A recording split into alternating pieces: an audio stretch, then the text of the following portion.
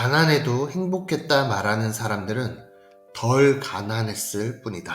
25년 10월 11일 토요일. 네, 안녕하세요. 하루 한 번 삶에 대한 끄적임 121일째 되는 아침입니다. 네, 이제 오늘까지 해서 돈의 속성을 다 읽었는데요.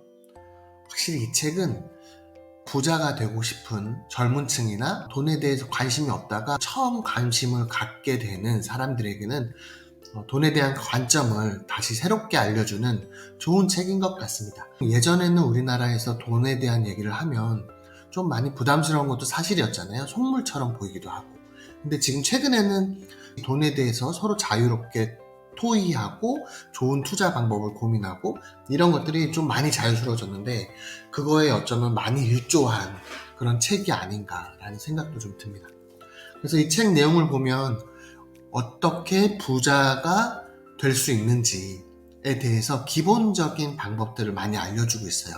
예를 들면 복리를 이용하는 방법인데 꾸준히 어렸을 때부터 시가총액 1위 기업에 똑같은 기간에 꾸준히 주식을 사게 되면 결국에는 주식이 회사가 성장을 하면서 그 가치가 성장하기 때문에 그래서 시가총액 1위를 고르라는 거예요. 계속 성장하는 회사를 골라야 되기 때문에 투자하는 시간이 길어지면 길어질수록 나중에 경제적인 독립을 할 수가 있기가 정말 좋아지는 거죠. 그렇게 시가총액 1위 기업, 우리나라뿐만 아니라 외국도 마찬가지입니다. 시가총액 1위 기업에 투자하는 거죠. 전 세계에서 성장률이 높은 회사들이 모이기 때문에 1위 기업을 유지하기 위해서는 계속 성장을 유지해야 되거든요. 그렇기 때문에 1위 기업을 투자를 하는 거고, 이거는 나스닥이나 코스닥이나 기업을 고르는 데는 환율이나 이런 것 때문에 나중에 고민해야겠지만 충분히 가능한 투자 방법이라고 개인적으로 저는 생각을 했습니다. 이제 주식을 투자하는 것만 우선은 여기선 예를 많이 들고 있지만 실제로 가치를 알게 되면 투자할 수 있는 아이템들이 참 많이 있어요. 안정적인 국채부터 해가지고 아니면 뭐 원자재나 여러 가지 기타 상품들이 많이 나와 있는데 지금 현재의 경제 상황에서 현재 시기에 어떠한 상품이 제 가치를 갖고 있느냐라는 것을 판단할 줄 안다면 투자의 시기는 사계절 계속 투자는 할 수 있게 됩니다. 대신에 또 분산 투자나 이런 것들 여러 가지 방법이 있거든요. 이거는 이제 나중에 다른 책들을 통해서 얘기할 수 있는 기회가 생기면 그때 얘기를 할 거고요. 오늘 이 책에서는 주식에 대한 기본적인 가치를 평가하는 방법이나 주식을 평가하려면 회계, 재무제표를 보는 건 당연하게 되는 거죠. 그리고 이 책에서는 약간 기술적 분석보다는 기본적 분석에 중점을 두긴 했는데 기술적 분석도 옛날에 피터 린치나 전설적인 투자자들도 기술적 분석을 이용을 많이 했거든요. 그 이유는 심리가 들어가 있기 때문에 그런데 기술적 분석도 무시할 건 아니라고 개인적으로 생각을 합니다. 하지만 결국에는 이분이 투자하는 방식은 주식이든 부동산이든 매수를 하면 팔지 않는 것이 어떤 원칙이기 때문에 그러면 매수 매도 시기가 중요하지 않기 때문에 사실 기술적 분석이 크게 의미가 없어지는 거죠. 그래서 이분 같은 경우에는 그런 거고 어떤 매수 매도를 이용하는 투자 방식을 취할 때는 기술적 분석도 나중에 기회가 되면 공부하면 좋습니다. 네, 아무튼 오늘은 서론이 좀 길긴 했는데요. 이 책을 시작으로 부자가 될 수 있는 방법들을 스스로가 찾아야 됩니다. 스스로가 부자가 될 수 있는 방법. 절대로 다른 사람들이 부자가 되는 방법을 알려줘도 그 방법은 그 사람들의 것이지 우리께 될 수가 없습니다. 책팔이 강의팔이거든요. 이 사람의 책을 읽는 이유는 이 사람이 부자가 됐기 때문에 이 사람의 어떠한 투자 방법이나 이런 걸 우리가 알고 싶어서 이 책을 읽잖아요. 하지만 이 사람의 방법을 제가 똑같이 따라할 수가 없습니다. 이 사람은 사업을 읽어서 사업으로 성공을 한 사람이고요. 그 돈을 바탕으로 안정적인 투자를 한 사람입니다. 이런 것을 알면 자기가 정말 부자가 되고 싶다면 정말 자기만의 원칙, 투자를 이용한다면 투자도 자기만의 원칙을 꼭 만들어야 됩니다. 그 규칙 안에서 계속 반복적인 투자, 동전 앞뒤 게임을 할 때 만약에 60%짜리 확률을 갖고 있다고 쳐봐요. 이거 한 번 던지면 6대 4니까 60%니까 이건 잃을 수도 있고 딸 수도 있잖아요.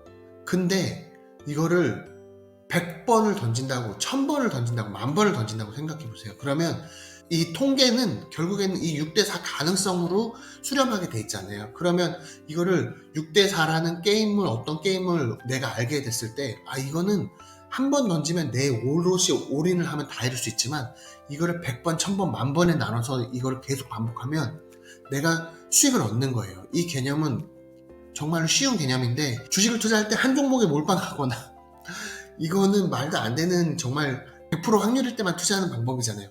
99%의 확률도 1%의 확률 때문에 뒤가 나오면 내 자산 전체를 다 잃어버리는 거예요. 그러니까 절대 몰빵이 안 된다는 겁니다. 아무튼 이 책에서는 부자가 되는 기본적인 방법들을 알려주고 있습니다. 네, 오늘도 이 책의 본문 내용들을 제가 메모한 것들을 읽어드리고, 또 뒤에는 제 생각을 간단하게 한번 정리해 드릴게요. 역사에 대해 우리가 크게 잘못 이해하고 있는 게 있다. 역사는 강자들의 이야기로 가득 차 있지만 사실은 약자들의 이야기라는 점이다. 그들이 전에는 약자였고 당시 강자들을 이기고 그 자리에 올라선 것이다. 당신 사업의 PER은 얼마인가? 펄을 늘리지 않으면 아무리 많이 벌어도 이를 그만두는 순간 수입이 사라지기 때문에 장래를 걱정하지 않을 수 없다. 고품질의 펄을 지닌 수입을 한 달에 1,000만 원이 될 때까지 만들어 가야 지금 수준의 소비 생활을 유지할 수 있다. 이 이치를 이해하지 못하거나 받아들이지 않으면 결국 당신의 노후가 사라져 버린다. 아무리 연간 수입이 높아도 결국 끝은 같다.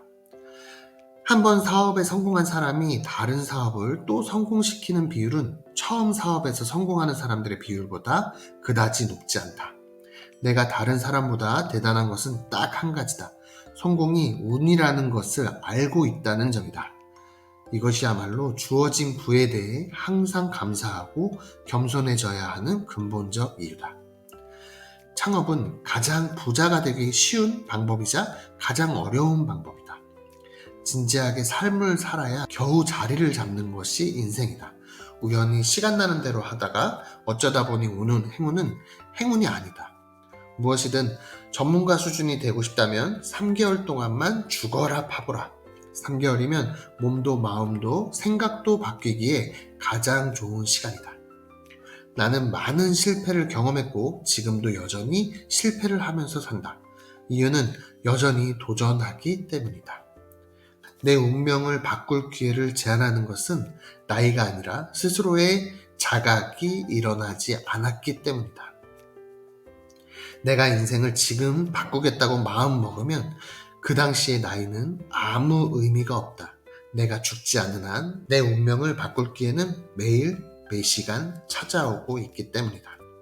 책은 당신을 부자로 만들지 못한다. 책은 해석하는 능력이 생기면서 스스로 질문을 가지게 될 때 비로소 당신은 부자의 길을 만난다. 부자들은 자산을 모을 때는 농부처럼 행동한다. 그러나 돈을 벌어 자산이 생기면 어부처럼 돌아다닌다. 그리고 위기에 대처할 준비가 평소에 되어 있다. 가난해도 행복했다 말하는 사람은 덜 가난했을 뿐이다. 당신의 삶과 당신의 자산은 당신이 직접 지켜야 한다. 네, 이렇게 돈의 속성 책을 마무리했습니다. 네, 돈에 대한 기본 개념을 알려주기에는 정말 좋은 책인 것 같고요. 특히나 이 저자가 이미 검증되어 있는 사람의 말이기 때문에 그 말에 힘이 있는 것 같습니다. 네, 부자가 되는 삶, 누구라도 부자가 될 수 있고 누구라도 그 첫 발을 디딜 수 있다. 오늘 하루도 가치 있는 하루, 행복한 하루 되시길 바라겠습니다. 감사합니다.